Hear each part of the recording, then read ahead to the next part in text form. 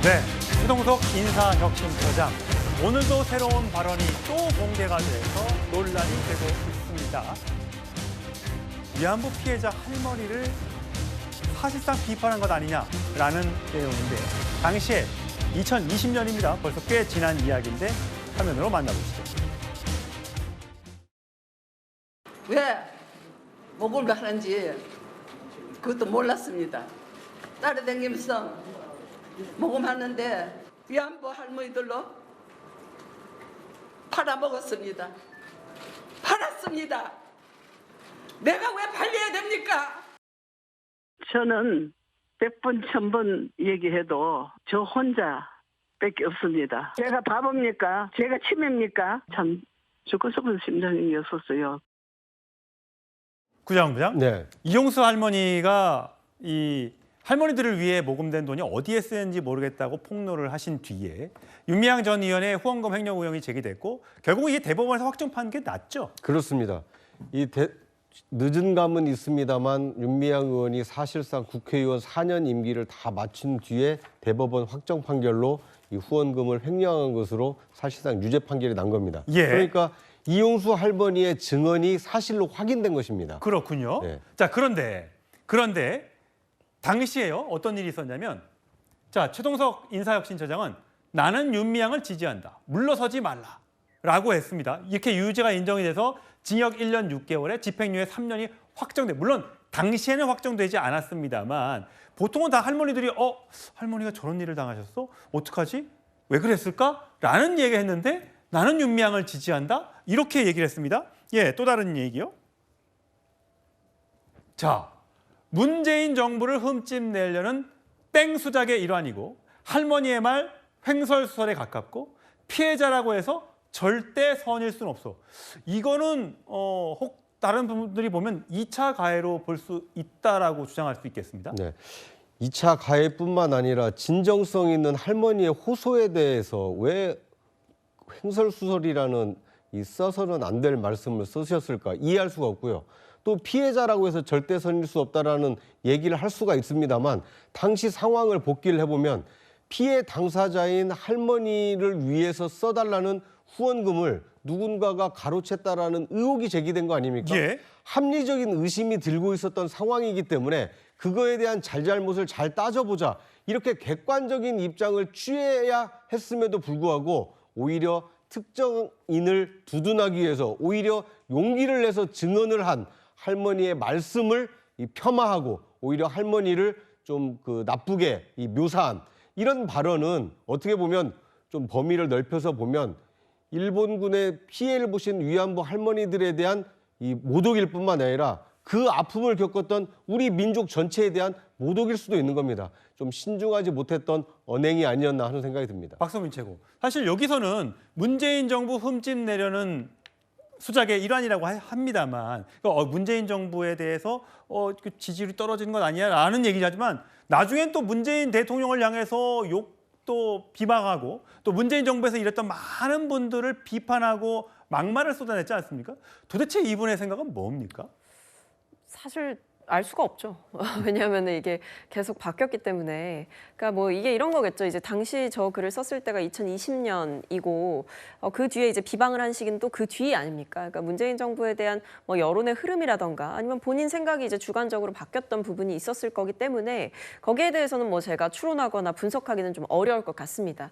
다만 이제 문제가 되는 지점은요. 문재인 정부에 대해서 비판을 했다라는 지점이 아니라 사실은 그 비방을 했다 혹은 폄훼를 했다 이런 언행들이 문제가 되는 거고요. 예. 그것은 저는 시기와는 상관이 없다라고 생각을 합니다. 문재인 정부에 대해서 혹은 문재인 정부의 정책에 대해서 비판할 수 있는 거지만 그것이 비판이나 생산적인 어떤 토론 정도의 수위가 아니라 일방적인 비방, 덮어놓은 어떤 지적 이런 것들이었다라고 한다면 그것은 이제 공직자가 되기에 좀 적절치 못한 언행의 여러 가지 요소들이 있었다. 그런 점에서 여러 비판이 제기되고 있다라는 말씀을 드리겠습니다. 예, 이용수 할머니는요.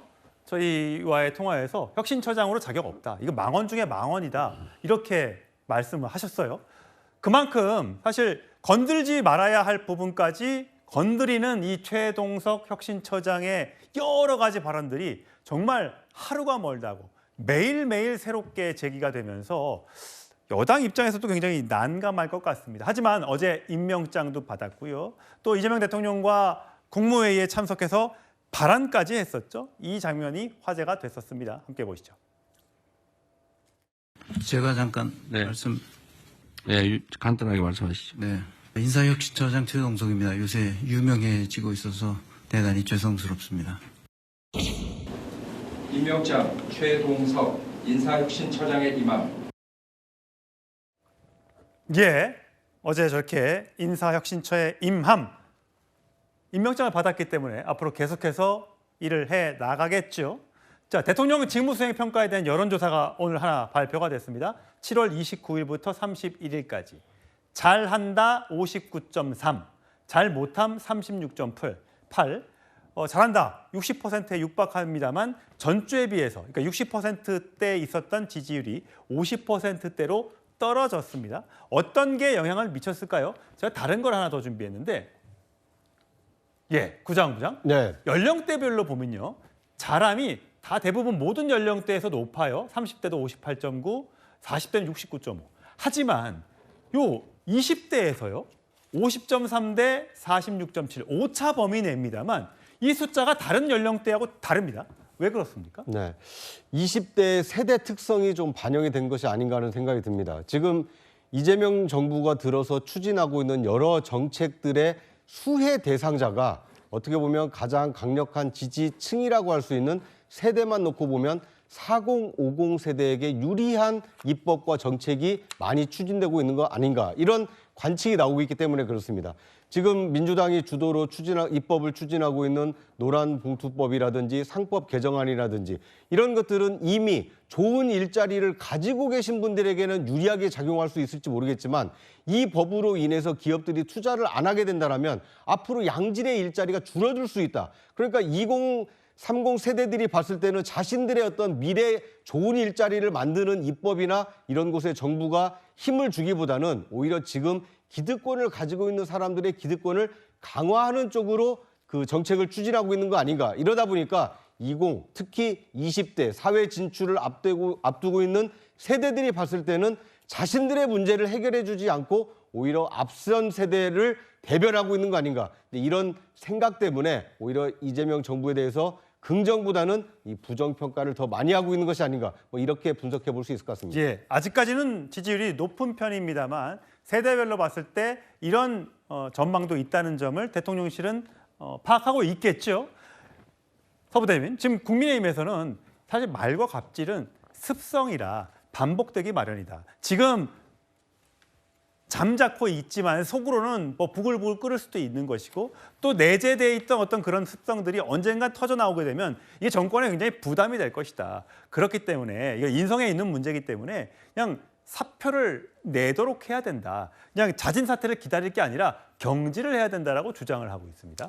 그렇죠. 지금 그 이재명 대통령이 당선돼 한 50일 정도 되었는데 네. 변화가 이전에는 대한민국 국민들께서 국가를 걱정하고 정치를 걱정했는데 진짜 대한민국에서는 이제는 본인의 삶이 더 걱정이 된다. 이제 국가가 대통령께서 일하는 모습을 직접 보고 주가 지수가 상승하고 좀 뭐 민생 쿠폰이라 해서 경제가 좀 체험적으로 민생적으로 와 닿는 부분인데 다만 걱정하는 부분은 인사 관련된 부분이 좀 있는 것 같아요. 예. 우리 여권에서도 그러면 그동안에 뭐 이야기한 건 이제 인수위 기간이 없었기 때문에 뭐 특정한 몇 분을 지정할 수는 없지만 인사에 관해서 국민들께서 좀 걱정하는 측면이 있다. 그러나 다만 이 부분에 있어서 경질이라든지 책임도 있겠지만 인수위 없는 기간 뭐 좀 그렇지만 여러 분들이 막말하거나 좀 비정상적이라기보다 부적절한 말씀을 하시는 분이 계속적으로 증가하면 안 되겠지만 저 사례에 대해서는 저도 지난주에서는 조금 이제 인사 전문가이기 때문에 한 번 더 성과로 한번 기다려보자라는 말씀을 드렸었는데